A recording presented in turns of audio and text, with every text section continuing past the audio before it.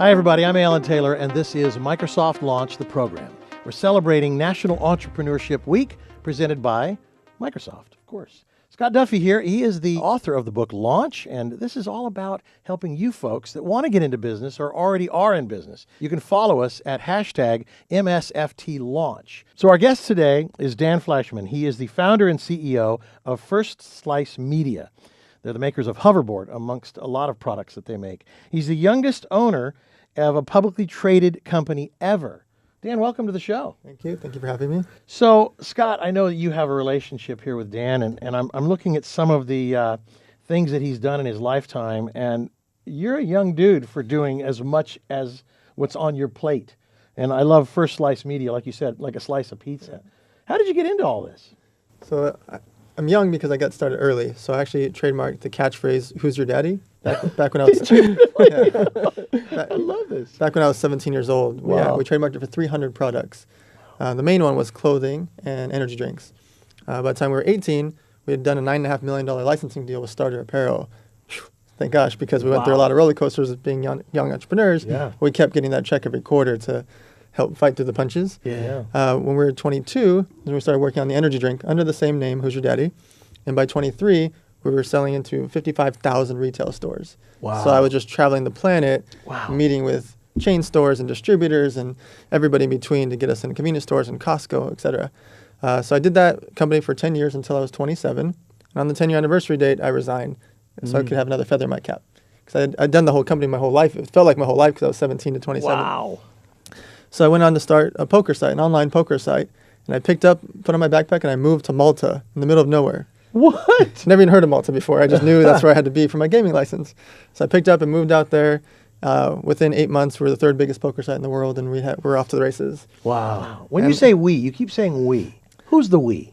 It was mostly me because it was me living and breathing it all. Yeah. But it always takes a team to make things happen. I have a core half a dozen people that are always helping me.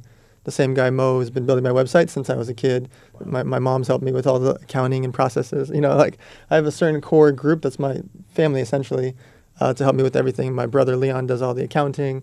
So it's just, it's a core. You're leading the charge, but it is a we. I get it. Yeah, I'm the quarterback, but there's still a full team, right? Sure.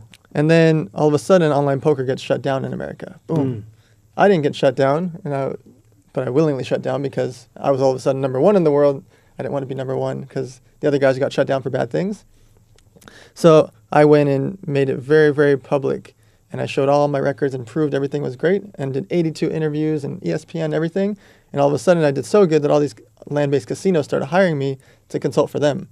So then that's kind of one of these topics I talk about, don't sit on the floor and cry about it, is when you have a major failure like that, where even though it wasn't my own fault, the company got shut down because everybody else got shut down. I went and turned that into a positive and started getting hired and getting paid way too much by these casinos to then teach them how to do things. Well, what I get out of this already is if you do a great job at whatever you do, the world will be the path to your door. Absolutely. Yeah. Absolutely. Wow. I love this. And such a young guy for all this. Yeah, you're an angel investor in, I think, 25 companies. Yep. When you sit down with those entrepreneurs, what are the top pieces of advice that you can give them about launching and growing their companies? Sure. I guess the main one is don't be afraid to ask. What happens is a lot of times they get in their own way and they get too proud. And they don't realize that if your father's friend is an accountant and you need help with accounting, ask him. Don't go searching Yellow Pages finding some other stranger as an accountant. If your dad's uncle's friend is blah, blah, blah, and he's a big angel investor, talk to him. If somebody else has already opened up 4 restaurants and you want to open a restaurant, ask him. You're not hurting anybody by asking for advice. Right? Did you ever have doubt, though? I mean, it seems like you just are like this fearless guy that never really learned how to doubt himself. Yeah, You know? I think that's a big key to when you're running and you just keep running and you fall over. You just get up and keep running and you don't sit on the floor and cry about why I fell. Right. You just keep going because life is really short. I've lost a lot of people that have passed away, and I just realize how I feel. I'm young, but man, I feel like I have got a lot more to do and a lot of things to happen. Wow. Well, listen, I want to get in your slipstream and follow you because it seems like you have this Midas touch. But I think also there's a certain innocence that I see, and Scott, you and I deal with a lot of people from a lot of walks of life and business. But Dan here just seems like he has this innocence about him that, it's just simple. Let's just do it. Right. 8 months ago, we were like, okay, let's start a media site. And then 3 weeks later, we had a media site. And then all of a sudden, I just said, okay, well, what did that guy do? What does that website do? What does that website do? Let's just mimic them, put all these things together, make it better, and we won't write bad news. We're only going to write good news because we don't want to be talking about drama and gossip. Yeah. So There's enough of people doing that in the world anyway. Yes, and they're great at it. Yes, they are. And so we replicated what these guys were doing, made it the good version, got a lot of celebrities and influencers behind us. Now we've had 300 million page views in 8 months. Wow. Oh my God. And now we're one of the fastest growing sites in history because we just did it. You know, we saw what everybody else was doing right and wrong and made it Look better. at this Wow. guy. Look at him go. He's like the ever ready bunny. Yes, You know, that's good. One of the things I want to go back to is you mentioned being in business with your family. And we've spoken to people that have had good experiences being in business with their family and some that kind of went sideways. Sure. What advice would you give to entrepreneurs starting companies with their families? So you have to lay things out in advance. The biggest problem in most relationships, whether it's with your girlfriend, with your business partner, with your family, is not knowing the expectations. Lack of communication. That communication is so critical. Yeah. If you and I know we're going to start a business together and we just start, and then one day I'm like, wait, I should have 80%, you should have 20, but we never said that, Yeah. you just assume it's 50-50, right? Yeah. Right. We just started together, even though I'm doing all the work and you're kind of doing it. If I would have told you ahead of time, you could have made that decision and it was all laid out. Even if it's a one-pager, just Sure. lay it out. Even with your own family, you have to do that. Yeah. If you're going to say, hey, mom, I'm going to hire you for accounting, and hey, brother, I'm going to hire you to be my CFO, there starts to be very basic things in place. Otherwise, you're going to have a really, really tough time telling them, oh, I can't afford to pay you $80 an hour when I thought I was paying you $20 an hour. Right. Sure. Even if your rate's normally $80 an hour, hey, I'm your son, right? Do it for free. No. If you have to lay it out, if you think they're going to do it for free, tell them that. Yep. If you think you're going to pay them $20 an hour, tell them that. Communicate. It's so critical. I remember the first time I heard SOW, scope of work. I remember thinking to myself, scope of work. Yeah. Now I know what I'm going to do. Yeah. It's so simple.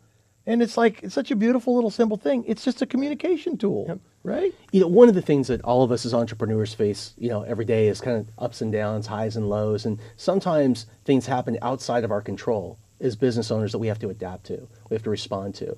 And I know you've had an interesting experience with the hoverboards. Yep. And I was hoping that you could share with us a little bit about what you learned and how you attacked that problem head on. Sure. So our company was called U Wheels, with the letter U.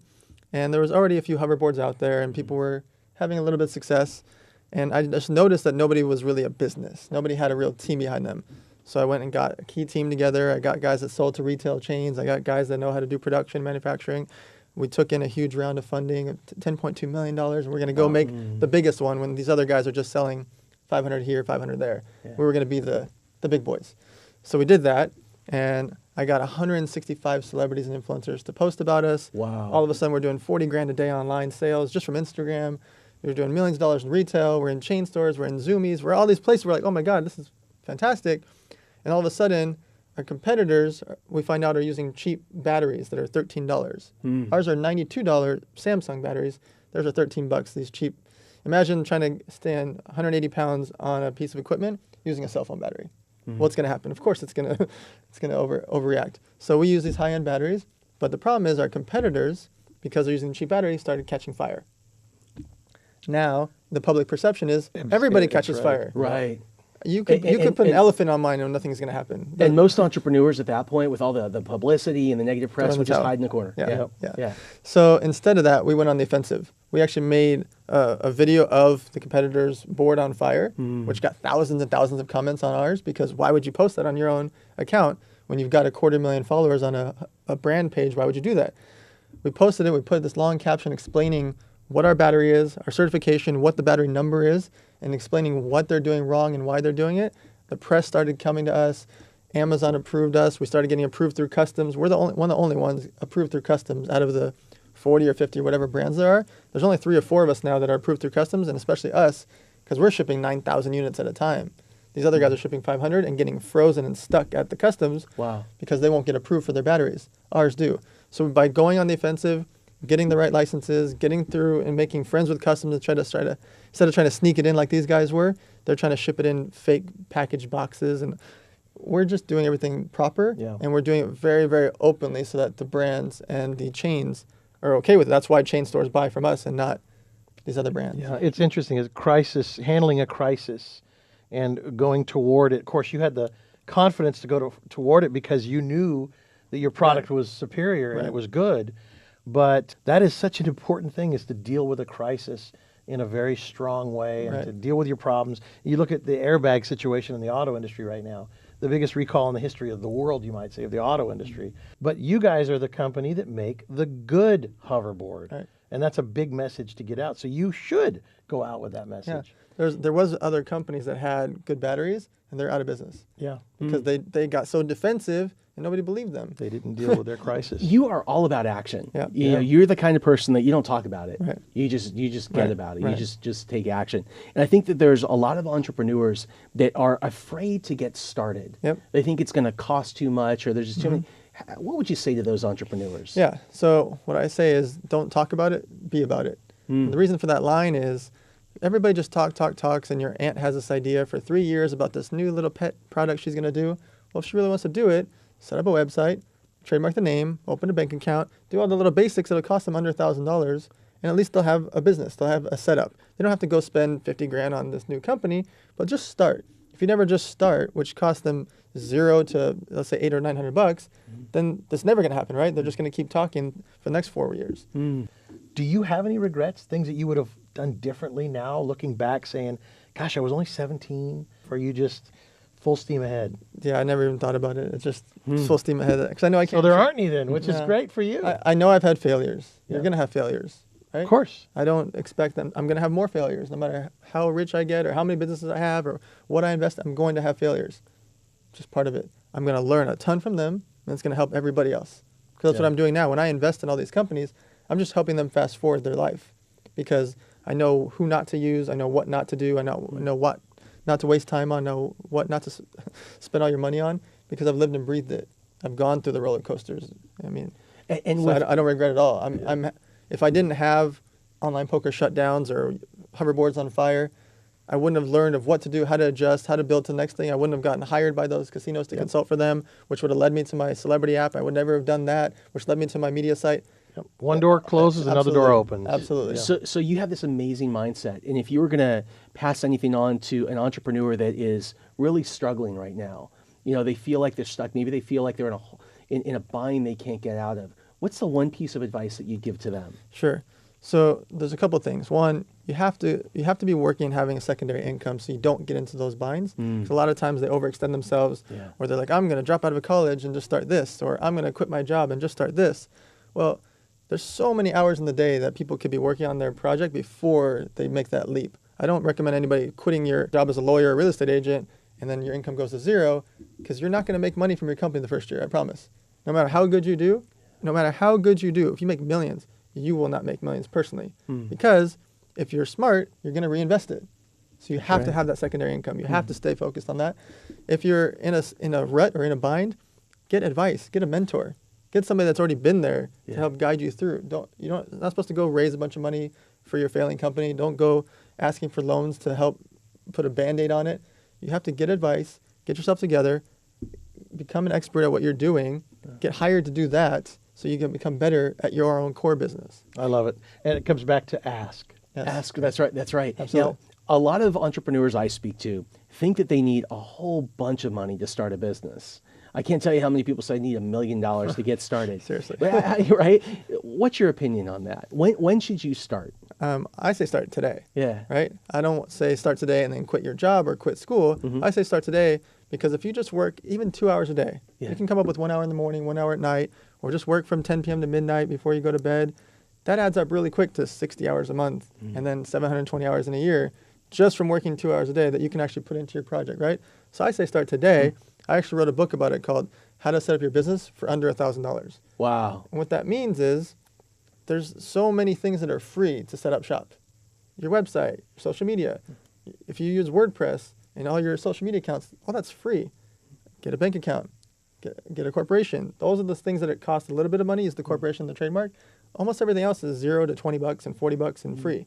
So for you not to start, if you have this passion or have this idea, at least you get the framework done. Because what happens a lot of times, people say, I want to start a new coffee mug company, right? Will you invest $100,000? And even if I wanted to say yes, I can't. They don't have a corporation. They don't have a trademark. They haven't built a website. I couldn't even write them a check. They don't have a bank account. Yeah. So setting up shop is the simplest thing that should take you a day or two. And most people just don't do it. That's absolutely right. It's very simple. All right, last question. Who in your life has had the most influence on you to become the man you are today? My mom. Yeah. Yeah, because we moved here. Good job, Mom. Yeah, we moved here from Russia when I was 6 months old, and I was just a baby, and she started with nothing. Like literally, like my dad sold his watch to get us food on the way here, traveling to immigrate here, and we started from nothing, and they built it up, and I opened up 3 Levi's jean stores, and I was on the swap meet selling Levi's jeans and baseball cards and building up my business acumen. In high school, I worked 3 jobs from 14 to 17 just to save up money to help her and to help pay for college. And then at 17, I took the money and started my company. Everything was a factor of her, and she's the only human I talk to every day of my life. I've never missed a day talking to her. It's awesome. That's Good awesome. stuff. I love these kind of stories. Congratulations. Thank you. I will love it. And you're a good example for all of us, no matter what age. And that's what this whole show is about, really, helping you guys to do exactly what Dan has done. All right, how about a website for you? VictoryCEO.com. You can message me there. And then the book is How to Set Up Your Business for Under $1,000. Celebrating National Entrepreneurship Week, presented by Microsoft. Thank you, Dan. Thank you.